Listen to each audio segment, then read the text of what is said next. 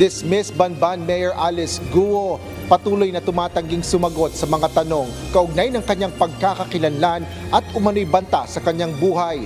Dating alkalde muling pinatawan ng contempt ng Senado. Immigration Commissioner Norman Tansingco inalis sa pwesto kasunod ng hindi maipaliwanag na pagtakas ng grupo ni dismissed Bamban Tarlac Mayor Alice Guo. Nasa kote na huli na I mean, for me, it makes no difference kung sumuko ka man. No? Kasi yun na yun practically, napaligiran ka na So, nakita nila yung build-up na yun So,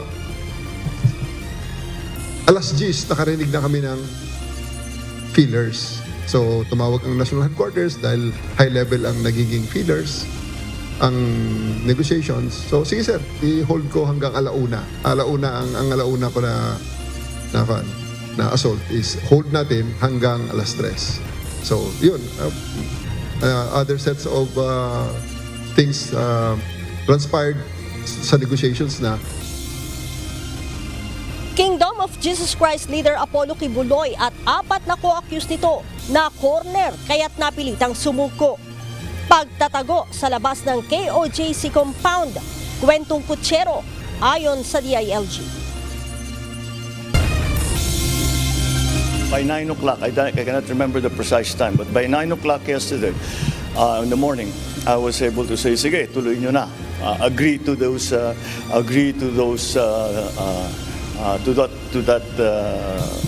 that scenario. So, and that was it. So, tuloy-tuloy ng pag-uusap. How do we do it? Where do this? Where? At 3:40 in the afternoon of yesterday, lumipad na yung C-130 papuntang Davao para susunduin na siya. Pangulong Ferdinand Marcos Jr. ipinahayag na siya mismo ang nag-utos na sunduin ng C-130 si Apollo Kibuloy sa Davao City. Mr. Chair, as part of the long-standing tradition and practice of the House of Representatives and Committee on Appropriations to extend parliamentary courtesy of the Office of the President I object, and recognition of his distinguished role and significance in government, I move that we terminate the budget hearing of the Office of the President. Is there a second I to the object, motion? Mr. Chair. 10.5 billion pesos na halaga ng panukalang pondo ng Office of the President para sa 2025, inaprubahan agad ng House Committee on Appropriations.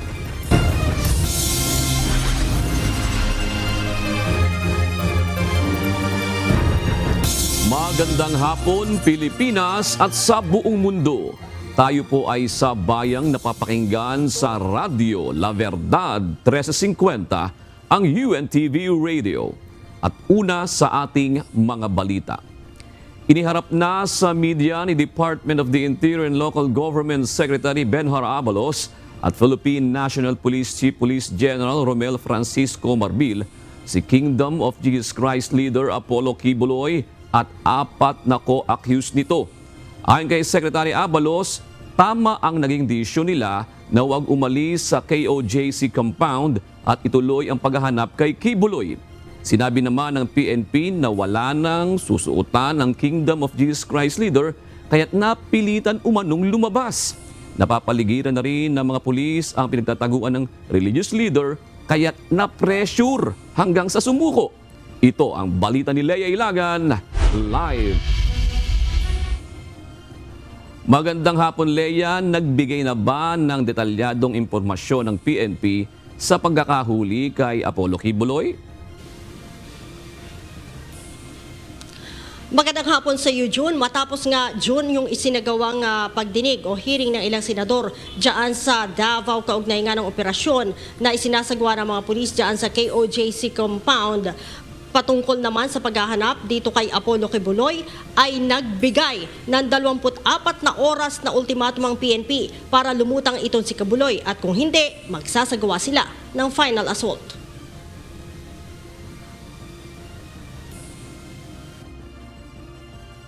Nasa kote na huli na No? I mean, for me, it makes no difference kung sumuko ka man. No? Kasi yun na yun eh. Practically, napaligiran ka na eh. Siguro kung nasa ibang lugar ka, kung nasa Mindanao ka, kung nasa Visayas ka, nasa Luzon ka, yun, pwede pa sabihin mong sumuko. Pero kung nasa isang lugar ka na napapaligiran ka na ng pulis at doon ka rin nakuha, halos yun na yun eh. And I explained it. Sabado pa lamang ng bandang 1:00 ng hapon ay plinano na ng Davao Police ang gagawing final assault sa pinagtataguan ni Kingdom of Jesus Christ leader Apollo Kibuloy at 4 na co-accused nito. Linggo ng umaga, sinabi ni Police Regional Office 11 Director, Police Brigadier General Nicolas Torre na nag-deploy na siya ng 500 Special Action Force at 500 Special Weapons and Tactics at tauhan ng Regional Mobile Force Battalion para pasukin na ang ACQ School of Ministry na pinagtataguan ni Kibuloy. Subalit, nakatanggap sila ng surrender filler. So, nakita nila yung build-up na yun eh. So, alas 10, nakarinig na kami ng feelers. So, tumawag ang national headquarters dahil high level ang nagiging feelers, ang negotiations. So, sige sir, i-hold ko hanggang 1:00. Ang 1:00 ko na assault is hold natin hanggang 3:00. So, yun. Other sets of things transpired sa negotiations na. Sinabi ni PNP Chief, Police General Romel Francisco Marbil, na anuman ang mangyari, ay binili na niya si General Torre na iwasang may madamay na mga bata. At kunik, ay ito lang to make sure kung mayroong mamamatay, tignan natin basta walang bata. Mahirap kasi pagkabata may tinamaan eh. Iba na istorya na to. Kahit na maganda yung operations mo, pag kami namatay ng inosente, it will go the line, and the guidance for President is to make sure that we follow yung human rights. Dagdag ni General Torre, wala nang susuutan si Kibuloy kaya't napilitan na itong sumuko. So, bottom line, he has no other options but that there's no other outcome but he will fall into the government hands. Nanindigan din si DILG Secretary Benhar Abalos na nasa loob lamang ng KOJC compound si Kibuloy. Taliwas sa pinalulutang na impormasyon ng ilan na nagtago ito sa labas ng compound. Kwentong kutsero yun. Alam niyo kung bakit? Nasa labas ka na, tumakas ka na. Ang tagal yung sinasabing, hindi siya magpapahuli, hindi ba? Okay, pangalawa, nasa loob ka na, papasok ka pa ulit, dito ka na magsumurrender kung nasaan ka man. Why do you have to go inside? Di ba? At pangatlo, naahuli siya doon mismo sa loob. Sinabi ni Chief PNP na Hunyo pa lamang ay 80% na silang sigurado na nasa loob lang si Kibuloy, kaya tama lamang ang desisyon ng PNP na ituloy ang operasyon at wag lisanin ang lugar. Para naman sa mga nagbigay ng mga maling impormasyon kaugnay kay Kibuloy at sa mga humarang sa pagsisilbi ng warrant of arrest, sinabi ni Secretary Abalos, nakakasuhan nila ang mga ito. I'm sure someone should be guilty of obstruction of justice for harboring, concealing, someone who is wanted by law through this warrant. And let me remind you of PD 1829, obstruction of justice. Ang sinasabi, any person who knowingly, willfully obstructs, impedes, or frustrates or delays the apprehension of suspects. June, ang tanungin naman kanina si Secretary Abalos kung sino-sino itong mga kakasuhan at kung mayroong mga kilalang personalidad. Ang sagot ni Secretary Abalos, bahala na ang PNP na mag-imbestiga at magsampa ng kaso. June? Lea, papaano nalaman nila General Torre na nandoon sa building na ACQ School Ministry itong grupo o si Apollo Kibuloy? June, ang nabanggit kanina sa press conference ay mayroon silang tipster na ito ay isang babae at ito daw ay dating miyembro na disgruntled member at yun ang nagsasabi sa kanila ng kung nasaan at saan matatagpuan itong si Kibuloy. Kaya nga sinabi nila na bukod doon sa gadget o equipment na ginagamit nila ay meron silang mga impormasyon na natatanggap kaya't sigurado sila na nandoon si Kibuloy sa loob. Lea, para patas tayo, no? Kasi sinasabi nga ni Secretary Abalos na ito'y kwentong kutsero. Pero ang sinasabi ng abogado ni Apollo Kibuloy na si Atty. Torion, na ang sabi daw ay galing daw ng bundok si Apollo Kibuloy, bumalik sa compound. Dahil daw inaalala niya yung kanya mga miyembro, kinausap, at para wag na daw lumala yung sitwasyon. At sa narrative nga ni Atty. Torion, dinitali niya kung papaano yung pagsuko. Ang sinasabi niya, mula kay Colonel Silo, tapos kumonekta sa isang Philippine Army, tapos kumonekta sa gobernador ng Davao del Norte, hanggang sa napunta sa ISAF, hanggang sa napunta sa may mga kernel-kernel pa, at napunta doon sa General Macapas. Tama ba yun, Lea? General Macapas. Hanggang doon na nga yung negosasyon. June, ang sinasabi ng PNP at ni Secretary Abalos, malabo na ang sinasabi ng kampo ni Kibuloy na noong 8 lamang o noong linggo lamang bumalik itong si Kibuloy para nga sumuko. Dahil kung mapapansin mo, umaga pa lamang ay ang dami ng pulis at napapalibutan na nila itong lugar kung saan nga sinasabing na doon si Kibuloy. Kaya't malabo na may makapasok o makalabas doon sa building na yon o doon sa loob ng KOJC compound. Kaya't sinasabi nila, simula pa lang doon sa loob si Kibuloy at sinabi din kanina ni Chief PNP na noong nagkaroon ng anibersaryo itong KOJC ay pinabantayan na niya ng maayos itong buong compound para walang makatakas o walang makalabas doon sa compound. Kaya't malabo din yung sinasabi nila na noon lamang bumalik para sumuko. Ito ay noong linggo nga dahil ang dami ng bantay. Nasa 1,000 mga pulis na yun, June. Yung bang larawan na yan, Len, na nakikita natin ngayon, yung ba si General Macapas na nakipag-negotiate doon kila Atty. Torion ang, sa picture na yan, Lea? Tama ka dyan, June, kasama din itong si General Macapas. Ito yung head o director ng intelligence group ng Philippine National Police. Pero ang nabanggit doon sa mga statement nitong si Atty. Torion na parang ang pinagkakatiwalaan nitong si Pastor Kibuloy at naging bahagi ng negosasyon ay itong ilang tauhan ng ISAF, ng Armed Forces of the Philippines, at itong mataas na opisyal naman ng PNP ay itong si Major General Benjamin Silo na direktor naman ng Area Police Command Eastern Mindanao, June. O kasi sa narrative pa nga ni Atty. Torion kanina, lumalabas si Ginoong Kibuloy pa daw ang namili kung saan siya pupuntahan nung building na yon, Lea. Ang sinasabi kanina ng PNP at nitong si Secretary Abalos ay doon mismo nila nakuha sa loob. Pero kung doon sa eksaktong building ay wala naman silang binabanggit. At ang sinasabi nila, para nga maiwasan na yung madugo dahil magsasagawa sila ng final assault, ay pinagbigyan nila itong mga hiling nitong si Apollo Kibuloy. June. Meron bang nakaambang promotion doon sa mga tauhan ng PNP na nagsagawa ng operasyon, Lea? Wala pa silang nabanggit tungkol dyan, June, pero dati ay lumutang yan na kung sino ang makakahuli dito nga kay Pastor Kibuloy ay may magandang pwestong ibibigay ang PNP, Pero kanina ay hindi yan napag-usapan. So mag-abang tayo sa mga susunod na araw kung ito bang si General Torre ay mapopromote.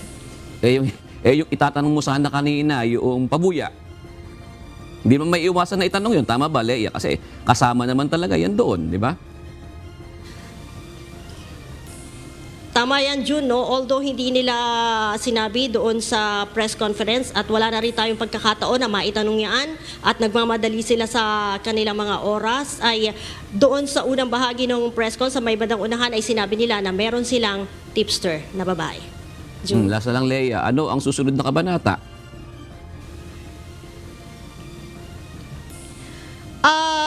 Sa ngayon, ang hinihintay na lang ay yung commitment order nitong sina Pastor Apollo Kibuloy at yung 4 pang co-accused nito. Dahil kanina ay nung nag-return ng warrant ay papel lang o yung warrant lang mismo at hindi kasama itong mga akusado dahil nga nagsasagawa ng press conference at dahil na rin daw sa usaping pansiguridad kaya't hindi dinala ang mga ito sa korte at hindi rin nagbigay ang korte ng commitment order. At ibig sabihin nun, mananatili sila dito sa kulungan o dito sa PNP Custodial Center sa loob ng Campo Crame. June. Oh, last na lang talaga, Leia, kasi nakita ko yung video na yan, merong dumaan sa medical procedure, dumaan sa proseso. Tama ba, mugshot?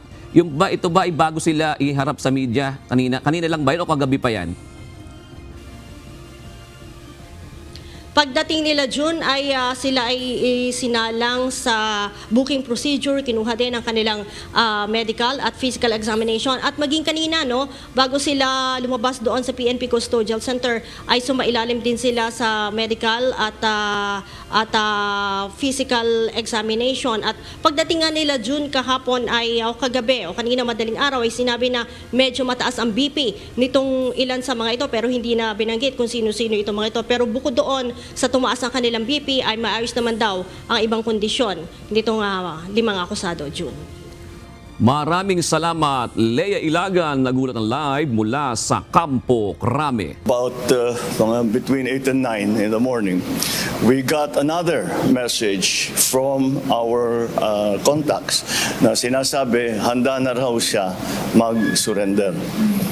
Sinabi na, very good. Wala ng conditions. Wala na yung mga conditions na dating ilinalagay. So, sabi namin, fine. Pero sabi niya, sana may presence ng AFP dahil wala daw siyang tiwala sa pulis. So, fine. Yun ang ginawa namin. Sa kabila nito, naniniwala ang Pangulo na hindi sumuko ang religious leader. Napilitan lamang umanong lumutang si Kibuloy dahil malapit na siyang matugis ng mga pulis. Ang pagkaintindi ko, ang pag-surrender, pag sinabing surrender, I don't know, maybe the legalists can explain this. Pero ngunit ang pagkaintindi ko, ang surrender, kapag wanted ka, ang surrender, pupunta ka sa police station o sa, ewan ko, sa prosecutor, I don't know kung saan. Sabihin, to an official authority, sasabihin, nagsusurrender na ako. Alam ko may court order na, may arrest order na ako, kaya magsusurrender na ako. Hindi ganyan yung nangyari. Ang nangyari, napilitan siyang lumabas dahil malapit na ang pulis sa kanya. Tiniyak ng Pangulo na irerespeto pa rin ang mga karapatan ni Kibuloy at walang special treatment. Siyempre, babantayan natin na tama naman ang mangyayari na lahat ng kanyang karapatan, walang masasagasaan dun sa karapatan niya, wala namang ibabaliwala sa kanyang kahilingan kung ano man yun. But again, there is no special treatment. Nel Maribuhok, UNTV News and Rescue, Diyos ang aming sandigan, serbisyo publiko ang aming pinahalagahan. Inaasahan na ni Justice Secretary Crispin Remulla na hihilingin ng Estados Unidos ang kustodiya sa pamamagitan ng extradition kay Kingdom of Jesus Christ o KOJC leader Apollo Kibuloy. Tiniyak naman ng kalihim na ilalagay nila sa Witness Protection Program o WPP ang private complainant sa mga kaso ni Kibuloy dito sa bansa. Ito ang balita ni Dante Amento. Remember, we have a treaty with the US and it's part of the law of the land. We will have to play it out well. Ngayong nasa kustudiya na ng pamahalaan si Apollo Kibuloy, naniniwala si Department of Justice Secretary Crispin Remulla na hihilingin sa lalong madaling panahon ng Estados Unidos na ibigay sa kanila ang Kingdom of Jesus Christ o KOJC leader. Paliwanag ng kalihim, may umiiral na extradition treaty ang Pilipinas at Estados Unidos at obligado rin ang bansa na tuparin ito. Ngunit nilinaw ni Secretary Remulla na pag-aaralan nila ang susunod na gagawin kung sakaling ipa-extradite ng Amerika si Kibuloy. Si Kibuloy ay nasa listahan ng most wanted individuals ng US Federal Bureau of Investigation dahil sa kasong conspiracy to engage in sex trafficking by force, fraud and coercion, sex trafficking of children at cash smuggling. We have to study it properly so that we know what to do. Dagdag pa ni Secretary Remulla, kailangan din naman harapin muna ni Kibuloy ang kasong kriminal dito sa bansa na human trafficking, child abuse at sexual abuse. He should face the music here, especially na pinahirapan niya yung mga pulis na hanapin siya. Ganon din pala, susuko rin pala siya o mahuhuli rin pala siya, di ba? Sa naunang pahayag ni Kibuloy, natatakot umano siya na i-extradite ng Amerika dahil gagawin sa kanya ang rendition na bigla na lang maglalaho dahil isa sa ilalim sa interogasyon at papatayin.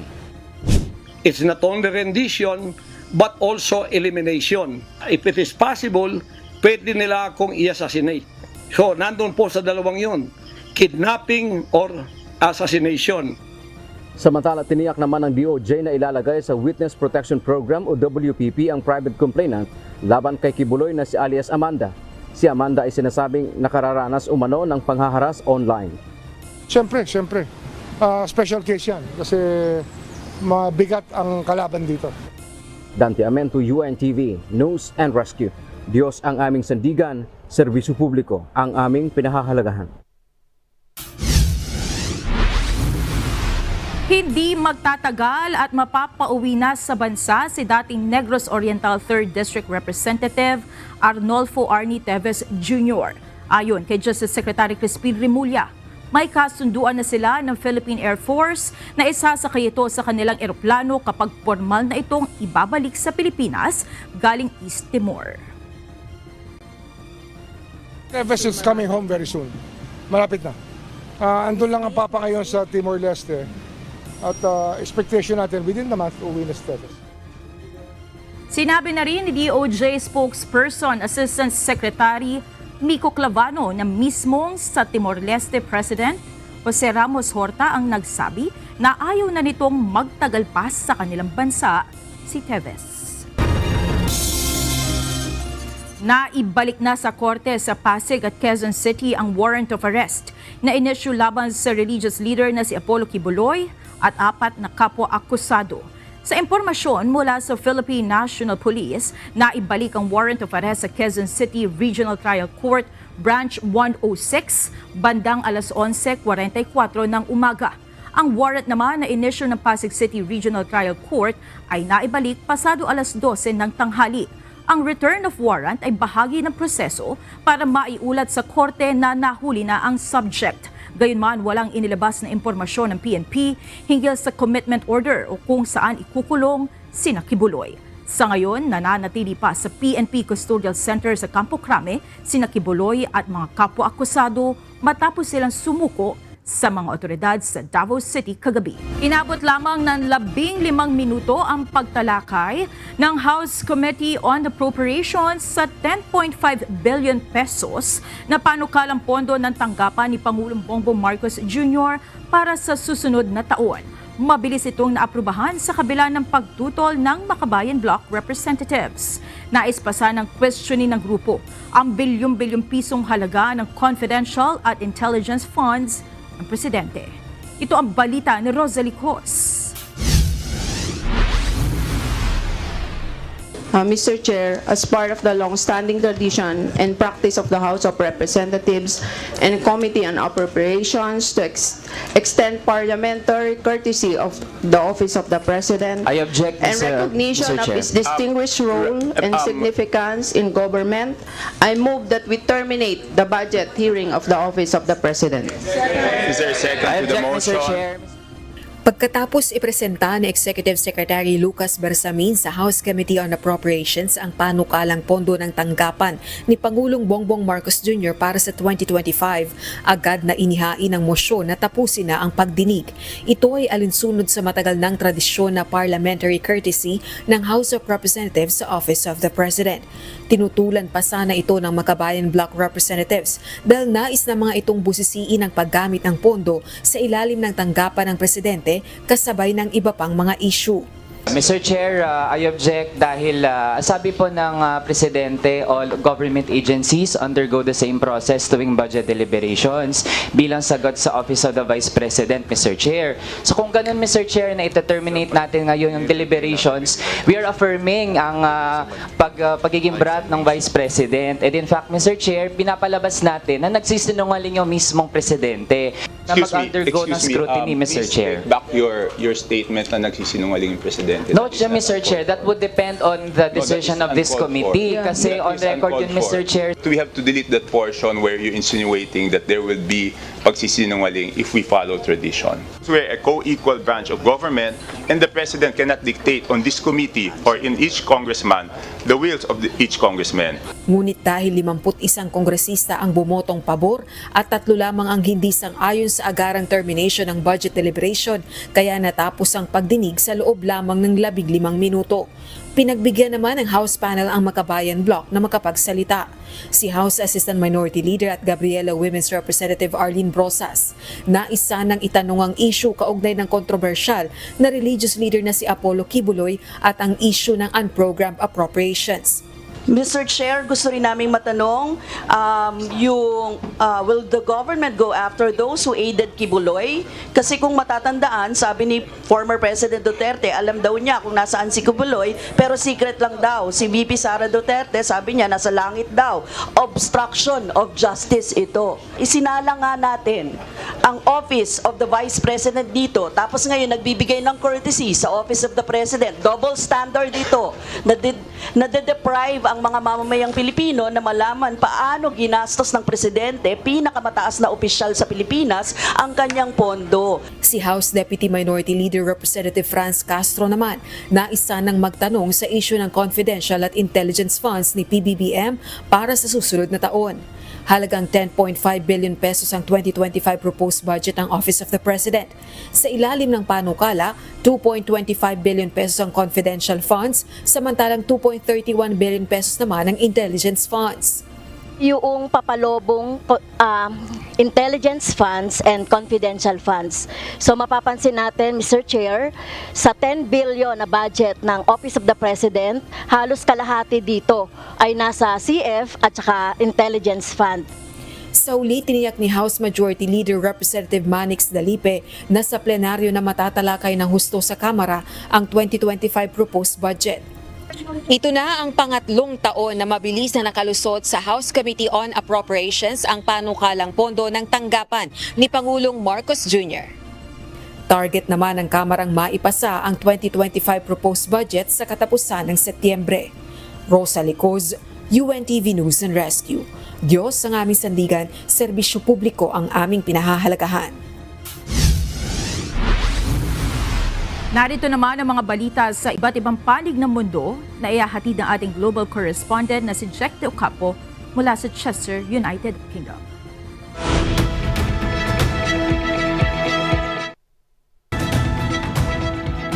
Magpapadala ang United Kingdom ng daan-daang karagdagang short-range missiles sa Ukraine. Ito'y inanunsyo bago ang summit kung saan nanawagan si Pangulong Volodymyr Zelensky na payagan silang umatake sa mga target sa loob ng Russia gamit ang mga armas mula sa kanluran. Sa pagbubukas ng summit sa Ramstein Air Base sa Germany nitong Biyernes, muling nanawagan si Zelensky ng dagdag na suporta militar, partikular na para sa rehiyon ng Donetsk na patuloy na dinudurog ng Russian forces. Kasama sa summit si UK Defense Secretary John Healey na nag-anunsyo ng £162 million aid package, kabilang ang 650 lightweight multi-role missiles. Ayon kay Healey, magbibigay ito ng malaking tulong sa depensa ng Ukraine laban sa mga airstrikes. Samantala, patuloy ang suporta ng Estados Unidos sa Ukraine sa kanilang pag-anunsyo ng dagdag na $250 million military aid. Git-gita ng labanan ni Republican presidential candidate Donald Trump at Democratic rival nitong si US Vice President Kamala Harris. Ilang linggo bago ang presidential election. Bata ito sa isang national poll ng New York Times at Siena College araw ng linggo, September 8. 48% ang nakuha ni Trump, samantalang 47% naman si Harris. Nangangahulugan itong crucial moment o kritikal na sandali ang isasagawang presidential debate sa pagitan ni Harris at Trump. Nagpapatuloy ang paghahanap ng mga otoridad sa suspect sa naganap na shooting sa isang highway sa Kentucky, USA. Ito ang balita ni Klein Sinka. We are asking everybody in the city of Lemons to be vigilant and know what your surroundings. If you're home, keep your doors locked. Patuloy na pinag-iingat ng mga opisyal ang publiko bunsod ng patuloy na manhunt sa suspect sa naganap na highway shooting malapit sa syudad ng London sa Kentucky, USA ngayong weekend. Ayon sa update ng pulis, suspect sa naganap na pamamaril ang 32 taong gulang na si Joseph A. Couch mula sa Woodbine, Kentucky. Anila pinaghahanap siya sa isang wooded area malapit sa crime scene sa Interstate 75. Nababahala ang mga otoridad dahil nananatiling armado at delikado ang suspect at dapat iwasan ng publiko kaalinsabay ng patuloy na active search at investigasyon. I'm not asking anybody to panic. There is no immediate danger here in the city. But again, while these guys or this person is on the loose, we are asking everybody to be safe. Kasabay nito, naging hamon para sa mga law enforcement ang paghahanap dahil sa makapal na kagubatan at mabato na lupain. Sabado ng gabi, September 7, gamit ng umanong AR-15. 9 na kotse ang natamaan ng mga bala at 5 ang sugatan na tinamaan sa muka, kamay at dibdib. Ngunit sa kabila nito ay wala namang nasawi sa mga ito. Samantala, pansamantalang isinara ang highway ng ilang mga oras maging ang mga pampublikong paaralan sa Laurel County ngayong araw. Klein Zinca, UNTV News and Rescue USA. Diyos ang aming sandigan, serbisyo publiko ang aming pinahahalagahan.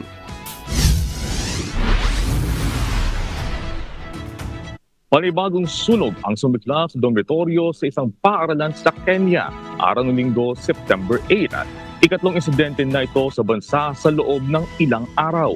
Pati sa pulisya, wala namang napaulat na casualties sa sunog sa Gia Boys High School, subalit tuluyang naabok ang dorm kung saan 150 estudyante ang nanunuluyan. Doon lamang nakalipas sa Webes, September 5, nang manalasa ang apoy sa isang dormitoryo sa Hillside and the Russia Academy at 21 lalaki ang nasawi. Sinundan ito ng apoy na sumiklab sa isang girls' high school sa Isiolo County. Ipinahayag ng Latvia's president na isang Russian military drone ang bumagsak sa kanilang teritoryo. Post ito sa social media X ni Latvian President Edgars Rinkēvičs. Aniya, nagsasagawa na ng investigasyon kaugnay nito at maigting ang ginagawang pakikipag-ugnayan sa mga kaalyado. Dagdag pa nito, dumadami ang mga ganitong uri ng insidente sa eastern flank ng NATO at dapat itong sama-samang matugunan. At yan ang mga balita mula sa iba't ibang panig ng mundo. Mula dito sa Chester, United Kingdom. Ako si Jack De Ocampo. Magandang gabi. Tinanggi ni Vice President Sara Duterte na spoiled brat siya kasunod ng mainit na sagutan sa nakaraang budget hearing ng Office of the Vice President sa House of Representatives. Sa isang recorded interview, sinabi ni VP Sara na nais niyang maunawaan ng publiko kung bakit hindi niya sinasagot ang mga katanungan sa kanya ng mga mambabatas noong nakaraang budget hearing. Bagaman kinikilala niya ang kapangyarihan ng Kongreso na buhisiin ang proposed budget ng OVP.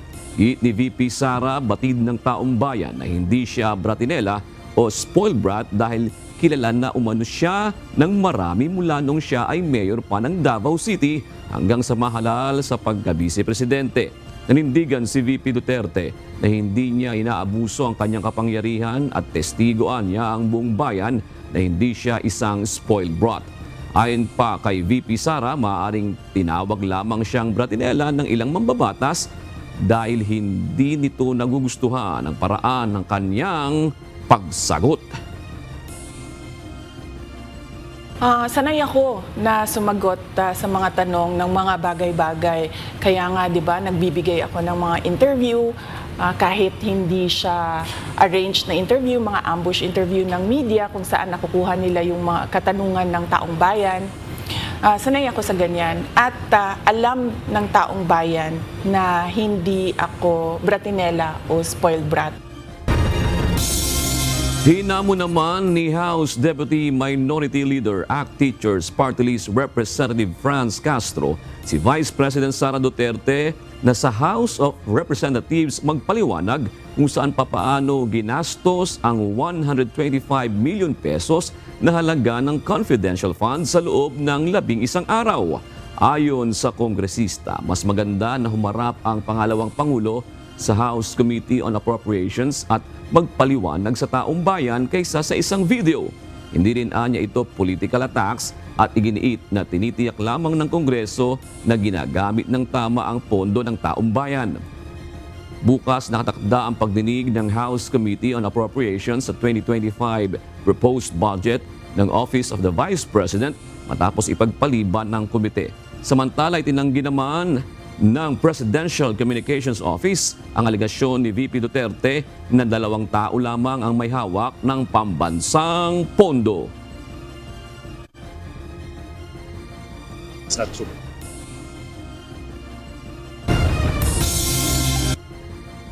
Dalawa lang ang mahawak ng budget sa Pilipinas. Obviously, that is not true.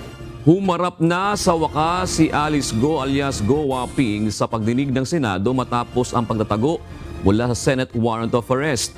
Simula pa lang ng pagdinig, mainit na ang usapan sa pagitan ng mga senador at ng pinatalsik na alkalde ng Banban Tarlac. Patuloy na tumatanggi si Go na sagutin ang mga tanong sa kanya mula sa kanyang pagkakakilanlan hanggang sa sinasabing banta sa kanyang buhay. Umabot na sa punto na nagalit at napikon na ang mga senador kay Alice Go. Ito ang balita ni Asher Cadapan Jr. live. Magandang gabi, Asher. Ano ang mga impormasyong isiniwalat ni Alice Go kaugnay ng kanyang partisipasyon sa operasyon ng Philippine Offshore Gaming Operator o POGO at ang kanyang pagtakas? Magandang gabi naman, June. Limitado ang impormasyong ibinahagi ni Guo Waping o mas kilala bilang Alice Guo sa pagdinig ng Senado. Madalas na sagot niya si Alice Guo sa mga tanong ng mga senador ay hindi niya alam o kaya ay gagamitin niya yung right against self-incrimination.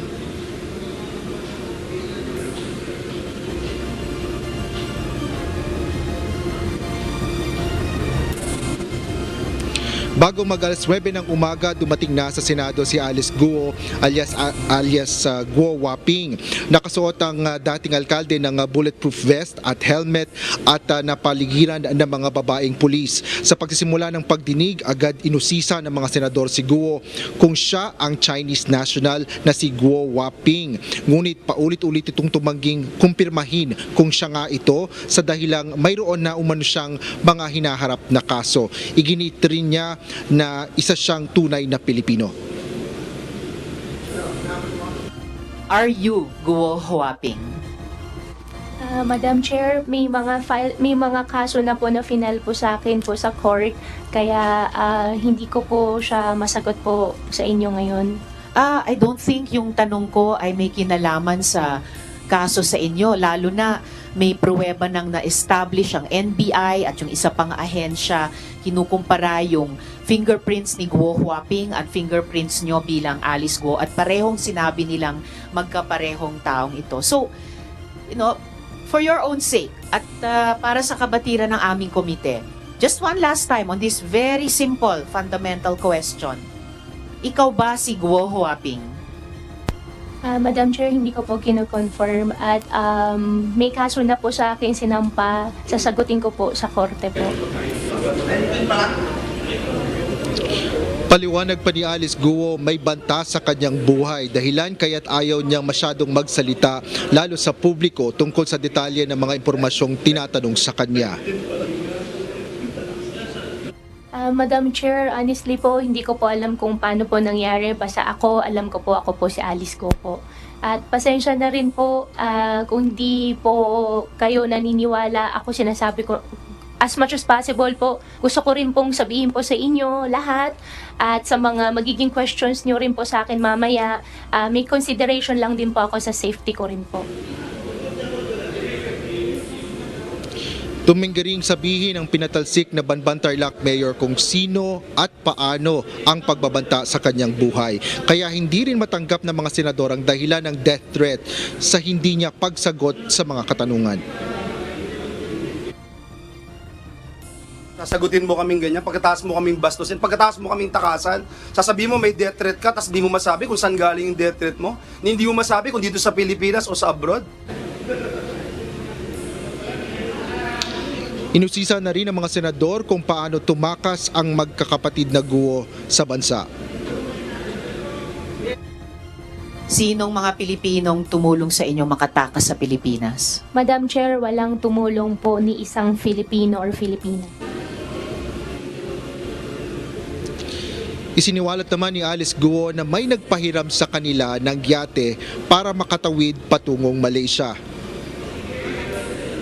Madam Chair, gustong-gusto ko pong sabihin pero hindi isulat ko mo sa po papel. masabi po sa public po. Isulat mo sa papel. Isulat mo sa papel at Isulat mo sa ipapasa papel. ng COMSEC sa aming Sige na. mga senador dito. Isulat mo sa papel sino ang may-ari ng yate at sino nag-facilitate masakyan nyo yung yate. Yung may-ari po tsaka yung nag-facilitate po, hindi po ako sure kung iisang tao po sila. Bunsod sa patuloy na pag-iwas ni Alice Guo sa pagsagot sa mga tanong, hindi na maitago ng ilang senador ang kanilang pagkadismaya sa umano'y pagsisinungaling ng dating alkalde. Kasi gustong-gusto ko po talaga i-discuss. Pero natatakot po ako Gusto mo pala di i-discuss po sabihin sa mo public. sa amin. Nakakapikong ka na, ha? Nakakagigil ka na. Sa lahat ng mga tanong na ito so far, bakit ayaw mo sumagot? Wala namang self-incriminating sa mga tanong na ito. You are only being asked, in fact, you are only being asked about your previous answers to the committee. Yung mga previous documents na sinabit mo sa mga bangko na nakuha namin. So please stop being evasive.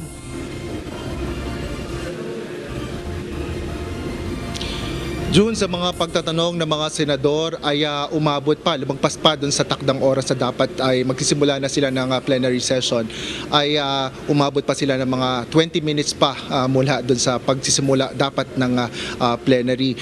At next, yung sa susunod naman na pagdinig ng Senado kung saan dadalo nga, inaasahang dadalo si Alice Guo. Wala pang naitakdang schedule dyan, ngunit inaasahan din nila na sa susunod na pagdinig ay makakarating na rin si Cassandra Leong na bigong makarating sa pagdinig ng Senado ngayong araw. Yan muna ang latest. Balik sa'yo, June. No, sa pagko-cover mo dyan, Asher, mula doon sa magkapatid, kay Sheila at kay Alice, nag-corroborate ba yung dalawang pahayag nila o naglaban-laban? Kasi parang una, may maliit na bangka, ito naman yate ka agad, punta sa malaking barko. Ano ba talaga, Asher? Nagtugma ba? Yes, June, yung impormasyon, yung kaugnay doon sa yate na ginamit, bago yan, ano? Hindi yan yung katulad ng sinabi ni Sheila Guo. Ang sinabi niya lang ay nauna sila sa sumakay mula sa isang port sa south area, ay sumakay sila sa isang maliit na bangka, lumipat sa mas malaking barko at lumipat ulit sa mas maliit na bangka. Ngayon, ang sabi naman ni Alice Guo ay sumakay sila ng yate at yung mga sumunod naman na detalye ay kaparehas naman doon sa ibinigay ni Sheila Guo. Wala pang iba impormasyon kasi yung iba na mga tinatanong din ng mga senador kay Alice Guo ay tinatanggi din naman o hindi naman sumasagot, tumatangging sumagot si Alice Guo. Kahit nga yung iba diyang June ng mga impormasyon na nasabi niya na sa mga unang pagdinig, nung una pang na dumalo bago pa maglabas ng warrant of arrest ang Senado at magtago si Alice Guo. Naitanong na rin dyan yung ibang mga impormasyon na tinanggi na rin sagutin ni Alice Guo sa pagdinig ng Senado sa ngayon. Doon naman sa ibang mga impormasyon, nakikita naman natin na halos parehas naman, pero wala pa rin, hindi pa na-discuss yung iba pang mga impormasyon kaugnay doon sa pagdinig na isinagawa o pang mga investigasyon at pagsisiyasat na isinagawa kasama si Sheila Guo dito kay pagdinig naman kay Alice Guo. June. Kasi ang pagpakinggan mo yung hearing kanina, Asher, mahirap talaga maintindihan kasi inuugat ng mga senador paano mo na-contact yung yate, yung sino may-ari, paano ka napunta doon sa malaking barko na wala man lang, nandun ka lang sa silid ng barko. Mahirap kumbaga maintindihan talaga itong ang mga sagot noong kumbaga kung papanoorin mo, Asher, sa pagtingin mo lamang doon sa sitwasyon na yon, Asher, siguro kaya doon naging meet siya ng pagkapikon at pagkagalit ng mga senador. Pero doon sa pagkakakilanlan ni Alice Guo, tinatanong yung kanyang fingerprint, yung kanyang litrato doon, may nasabi siyang kapira-piraso, Asher, di ba?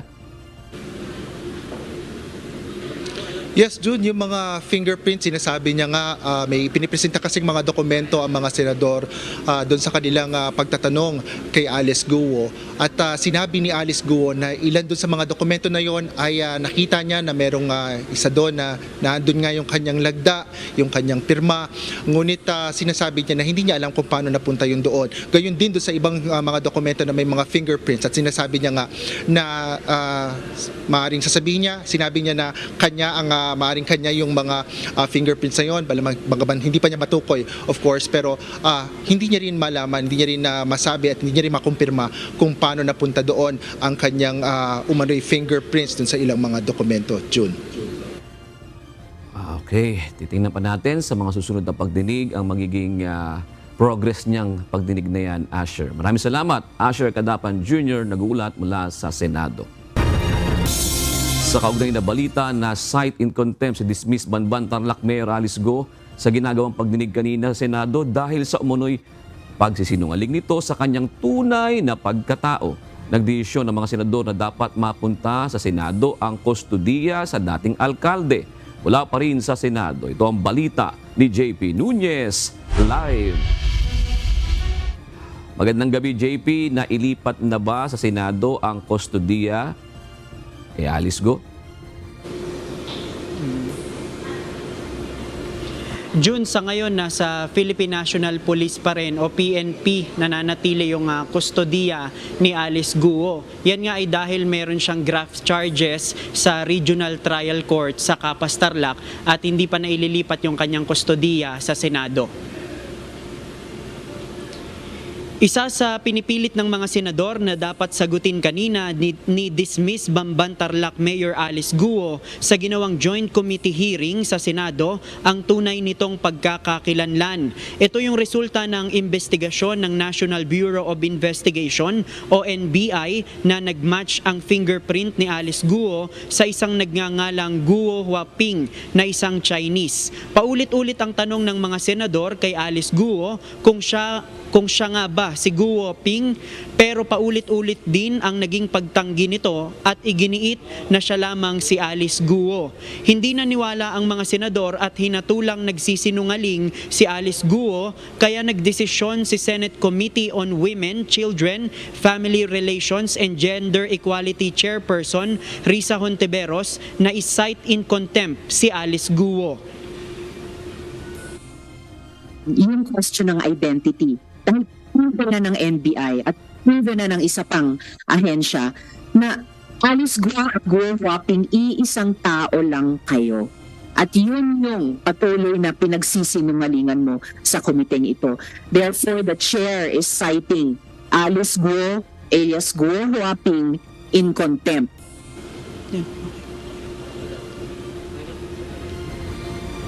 Sinubukan pa siyang bigyan ng huling pagkakataon pero iginiit pa rin niya na hindi siya si Guo Ping.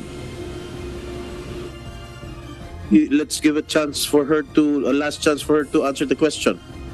Madam Chair, Sen, pasensya na po talaga. Ako po si Alice Guo po.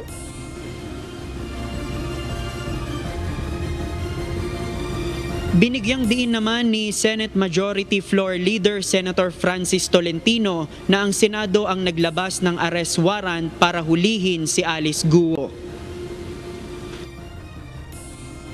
I reiterate my previous motion that the Senate take custody of Ms. Alice Guo and that she be detained in the Senate premises without prejudice to any ruling of the good chairperson as to her transfer to another facility where she would be more safe, considering the repeated discussions about death threats.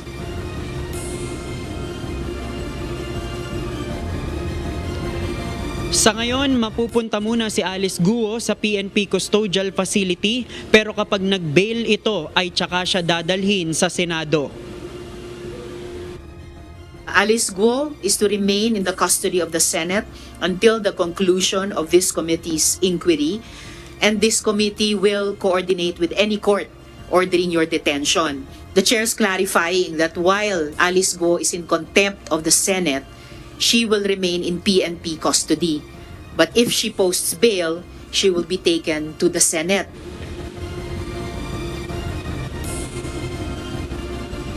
Samantala, ayon sa abogado ni Alice Guo na si Attorney Stephen David, hindi pa magpapiansa sa ngayon si Alice Guo sa kanyang kaso.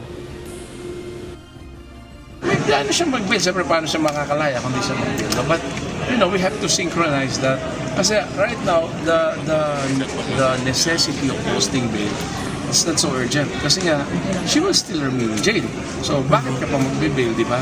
Unlike kung matapos na yung warrant niya sa Senate, yung kanyang detention, then sabay na lang yun. Madali lang mag-bail eh.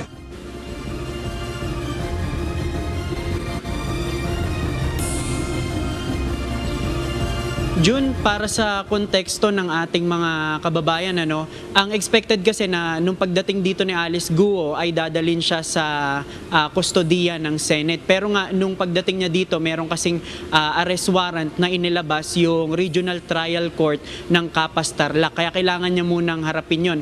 At yung kanyang desisyon ay hindi mag-bail o magpiansa dun sa graft charges, kaya hindi pa siya mapupunta sa kustodiya ng Senado. Ngayon, kung magbe-bail siya doon sa graft charges na yon sa Regional Trial Court sa Capas Tarlac, tsaka lang siya mapupunta o madedetain dito sa Senado. At kanina nga nung natapos yung hearing ng pasado alas 3 ng hapon ay nakaalis na rin dito si Alice Guo and dinala na siya doon sa facility sa Campo Crame. Yan muna ang ating latest live. Balik sa'yo, June. Alright, maraming salamat, JP Nunez. Tinanggal na sa pwesto si Bureau of Immigration Commissioner Norman Tansinco. Kasunod ito ng rekomendasyon ni Department of Justice Secretary Crispin Boying Remulla matapos na makapuslit palabas ng Pilipinas sina Alice Go at kanyang mga kapatid. Ito ang balita ni Ryan Lacanlale. Dismissal of the current BI commissioner. Yes, that is confirmed. We will leave it to the Department of Justice to explain, but it has something to do with the departure of Alice Go. This is also part of the commitment of the President. Hence our role because of that issue. Kinumpirma ni Presidential Communications Secretary Cesar Chavez na nirelieve na sa pwesto si Bureau of Immigration Commissioner Norman Tansinco. Ito'y matapos na irekomenda ni Justice Secretary Crispin Boying Remulla kay Pangulong Ferdinand Marcos Jr. na tanggalin sa pwesto si Tansinco. Kasunod ng nangyaring pagtakas nila Alice Go at kanyang mga kapatid palabas ng Pilipinas. Ayon kay Secretary Remulla, hindi rin siya kontento sa mga ginagawa ni Tansinco sa Bureau of Immigration. Marami yan. Marami. Issuances of working visas was very questionable. I called this attention to it. Wala siyang ginawa. Sa pahayag na inilabas ng Bureau of Immigration kaninang umaga, inihayag ng ahensya na walang nakitang Philippine immigration stamp sa passport ni dismissed Bamban Tarlac Mayor Alice Go. Ayon kay Immigration Commissioner Norman Tansinco, agad silang nagsagawa ng review sa Philippine passport ni Go nang muli itong maiuwi sa Pilipinas noong September 6. Lumalabas na parehong walang Philippine immigration stamp ang passport ng magkapatid na sina Alice at Sheila Go na nagpapatunay lamang na iligal silang lumabas ng Pilipinas at hindi dumaan sa immigration. Samantala, dumipensa rin ang Immigration Commissioner sa mga kritiko na bumabatikos sa kanilang mga tauhan na nagpa-picture kay Alice Go. Gayaan niya ng NBI. Naniniwala ito na na-misinterpret lamang ito ng publiko at iginiit na natutuwa lamang ang kanilang mga tauhan dahil sa matagumpay na operasyon. Pero ayon naman kay Secretary Remulla, dapat na humingi ng dispensa ang mga kawani ng NBI at Immigration na nakipag-selfie pa kay Alice Go nang maaresto ito sa Indonesia. Hindi rin katanggap-tanggap para sa Justice Secretary sa naging paliwanag ng mga law enforcement agents na una nang inisyuhan ng show cause order. Kailangan may apology naman, malaking apology ang kailangan dyan. Tsaka kailangan dyan may reprimand talaga. Hindi pa pwedeng ganyan lang kasi Wanted yan eh. Yung mga wanted, hindi mo sineselebrate yan. Dapat yan, pag hinuli mo. Hindi na tama na yung selfie na yan. Palitan natin yung kultura na yan. Hindi dapat nangyayari yan. Tumanggi na muna si Tansingco na magbigay ng reaksyon o komento kaugnay sa ginawang pagpapatalsik sa kanya sa pwesto. Ryan Lacanlale, UNTV News and Rescue. Diyos ang aming sandigan, serbisyo publiko ang aming pinahahalagahan. Muling nadagdagan ang bilang ng aktibong kaso ng Mpox na binabantayan ng Department of Health at ang mga ito ay nagmula sa National Capital Region, Calabarzon at Cagayan Valley. Kaya kaugnay nito, hinihikayat nila ang publiko na magpatest kung sakaling makaramdam ng sintomas ng nasabing sakit. Ito ang balita ni Jed Neresina. Daily testing na ginagawa natin, sapat at may magsusupply. Makakabili pa tayo ng additional test kits na WHO, EUL, at importante magpa-test yung ating mga kababayan na nagkakaroon ng simptomas na Mpox. Siniguro ng Department of Health o DOH na may sapat na supply ng test kits para sa Mpox sa bansa. Ito ay matapos umakyat sa 14 na ang active cases na binabantayan ngayon ng ahensya kaugnay sa nasabing sakit. Kaya hinihikayat ni Health Secretary Teodoro Herbosa ang mga kababayan nating nakararamdam ng sintomas na magpa-test. We have at present 1,600 test kits. I think nag-umpisa kami sa 1,800. So nakagawa na kami ng over 200 tests. So yung 14 na nakita nyo, madami kaming test na ginawa bago ma-pick up yung 14. Libre naman aniya ito sa mga government hospital at kanilang sinisikap na madagdagan din ang mga testing center sa bansa. Actually sa lahat pwede kang basta may sample, may specimen collecting kit. Pero yung testing ginagawa pa lang sa RITM. So ngayon, magte-training sila, ewan ko kung this week or next week, para yung ibang ospital makapag-test na rin. So padadagdagan natin ng testing center. Ngunit tinitingnan pa rin nila ang pagdaragdag ng mga test kit para sa Mpox. Ayon kay Secretary Herbosa, maaaring maubos ito dahil sa nadaragdagan ding bilang ng mga gustong magpa-test sa mga ospital. They already have an LTO. So most likely procurement lang ang gagawin namin para madagdagan ng testing, and then ite-train namin yung mga DOH hospitals na may molecular lab para makagawa ng test. So we can have testing all over the Philippines. Samantala, sinabi ng presidente ng Private Hospitals Associations of the Philippines na si Dr. Jose Rene De Grano, handa ang mga private hospital pagdating sa mga kaso ng Mpox. Naihanda na nila ang mga dapat gawin kaugnay sa isolation at pagtingin sa mga sintomas ng pasyenteng kukonsulta sa kanila. Ngunit sa ngayon ay wala pa silang kakayahang mag-test ng Mpox. Unfortunately, wala pa tayo. Pinapadala pa namin ang mga samples kung talagang suspetsa natin yan sa RITM at saka sa UP Genome Center. Sila kasi ang may capability right now. Wala pa ang mga private hospitals.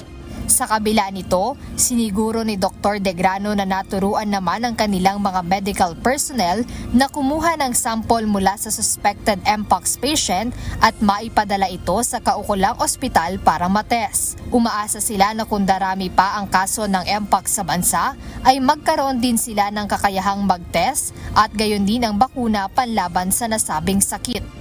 Yung pong ating pakete para sa Mpox. At ang suggestion po dito ay magkaroon because the Mpox is basically an outpatient at hindi naman nako-confine, majority of it is magkaroon ng isolation package and at the same time to cover for the testing. So ngayon po, yun ang ating pinag-aaralan para makapag-develop po tayo ng pakete for an isolation package and for the testing package. Kaugnay nito, pinag-aaralan pa rin ng Philippine Health Insurance Corporation of PhilHealth ang pagkakaroon ng benefit package para sa Mpox.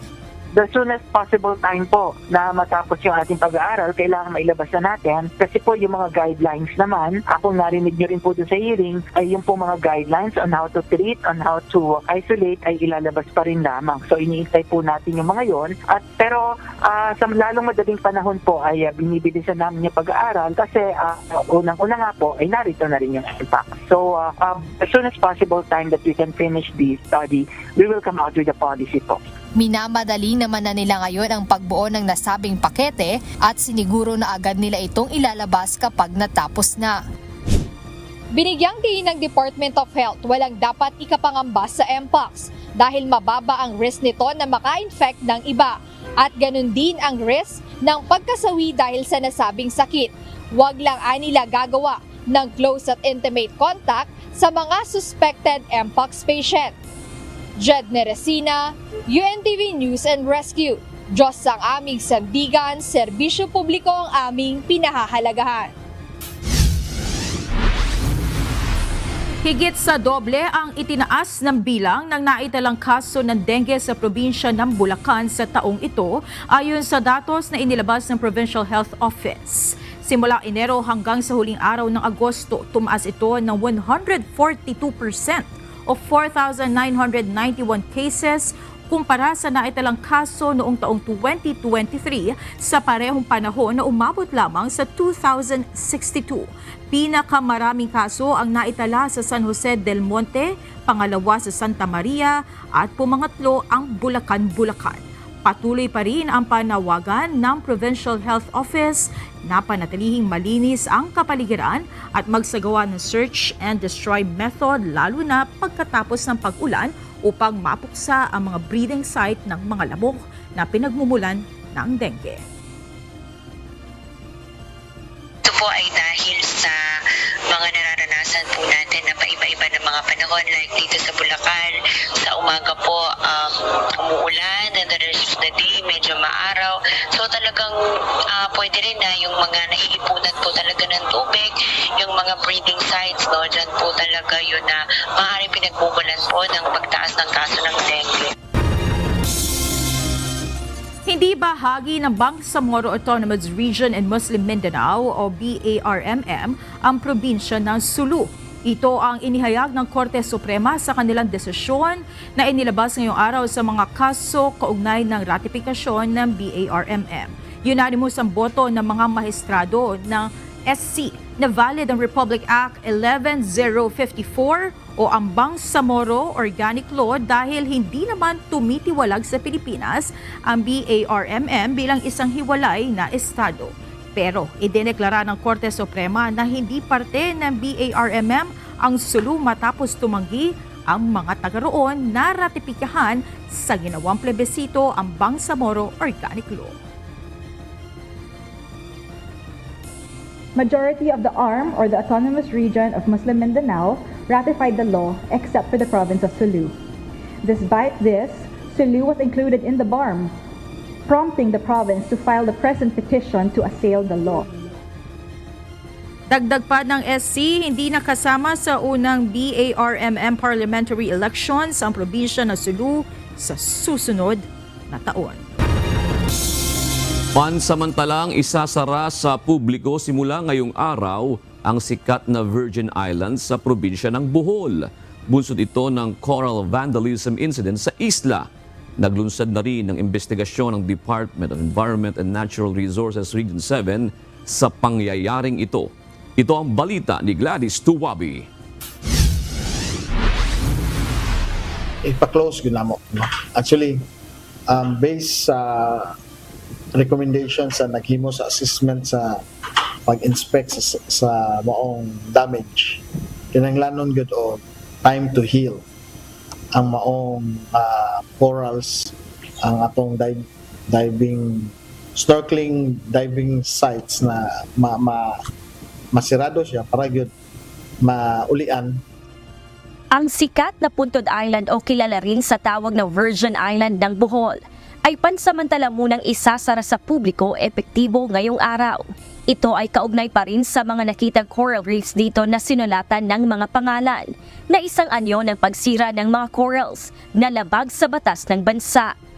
Iniuugnay ito sa boatman at tour guides na kasama ang mga foreign tourists na makikita sa video na ito. Sa pansamantalang pagsasara nito at sa mga tubig na nakapaligid nito, ipinagbabawal muna ang anumang water-based activities. Para po awareness nis mga nag-conduct o tourism industry, labi na mga snorkeling, diving, na they have a responsibility po na mo take care of these corals, especially na mo ni ang source silang income. So supposedly sila mismo ang number one na mo protect. So ipa-close na mo tungod kay I want na ma-heal, and kung ato mga i-open, we have room or panahon na i-orient ni matawhana, i-correct ang system na dili ni mahitabuan pagbalik. Limitado lamang sa pagsasagawa ng cleaning, boat passage papunta sa Balikasag Island, at fish cage operation ng Dana United Fishermen's Association na nasa loob ng Panglao Island Protected Seascape. Alinsunod ito sa utos ng Protected Area Management Board sa ilalim ng Department of Environment and Natural Resources. I-push yun ako ang DNR na mo file of case para ang uban di musundo or namdi naka dudaman ko na dili ra kaning grupuhan naghimo ni.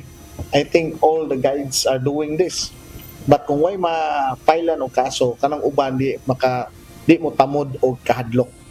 Habang iniimbestigahan pa ang insidente ng vandalismo sa mga coral reefs, nais ni Governor Amentado na i-orient ang mga local guides at tiyaking tanging mga accredited at lokal lamang ang maaaring mag-operate dito. Nais ng gobernador na magtulong-tulong ang lahat ng lokal sa pangangalaga ng Virgin Island, lalo't isa ito sa mga nagbibigay kabuhayan sa mga tao. Gladys Tuwabi, UNTV News and Rescue. Diyos ang aming sandigan, serbisyo publiko ang aming pinahahalagahan.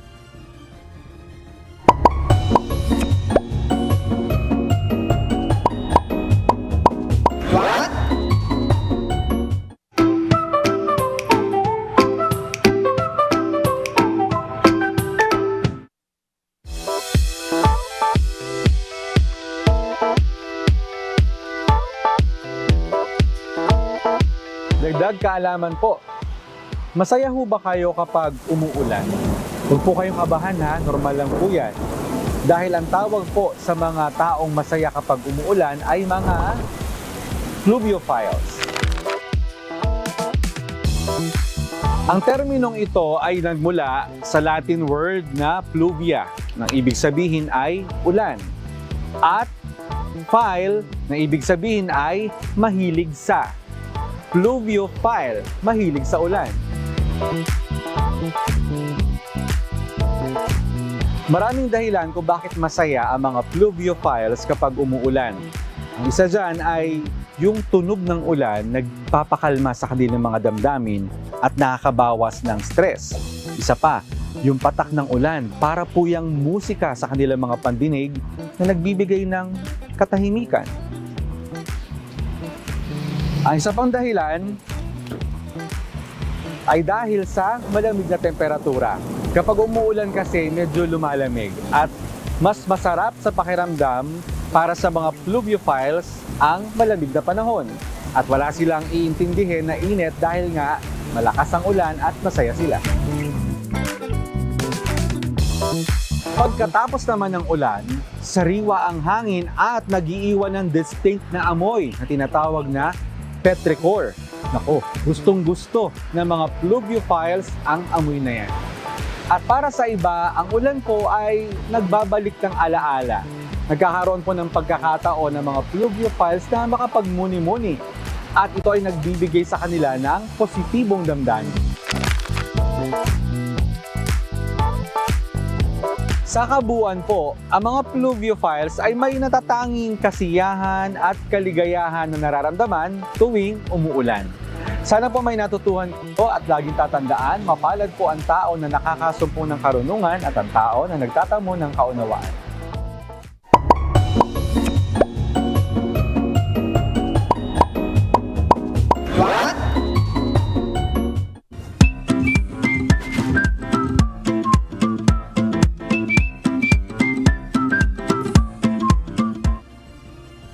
Narito na po ang ating mga kausi ngayong araw po ng Lunes. Yan.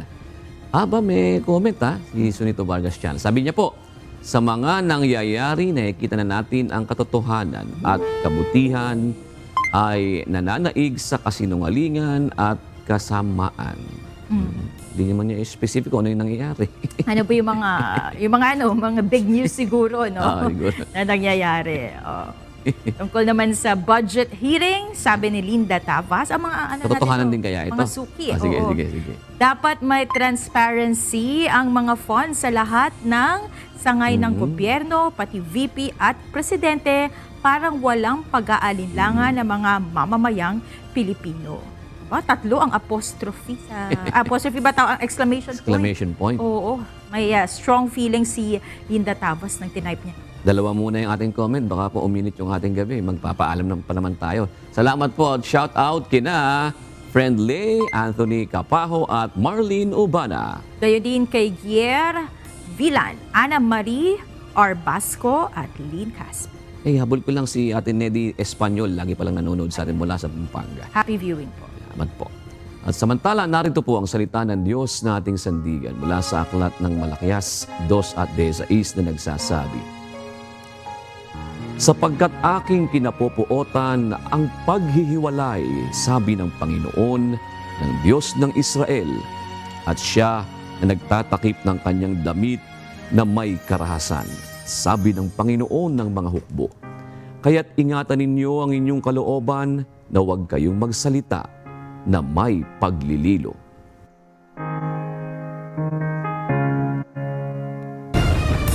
At yan ang kabuuan ng ating balitaan ngayong gabi. Aming inilahad ng buong katapatan kung paano namin nasaksihan. Kayo po ay makapagtitiwala ng aming nakita at narinig, ang aming ibinabalita. At dito po sa UNTV, Diyos ang aming sandigan, serbisyo publiko ang aming pinahahalagahan. Magandang gabi po.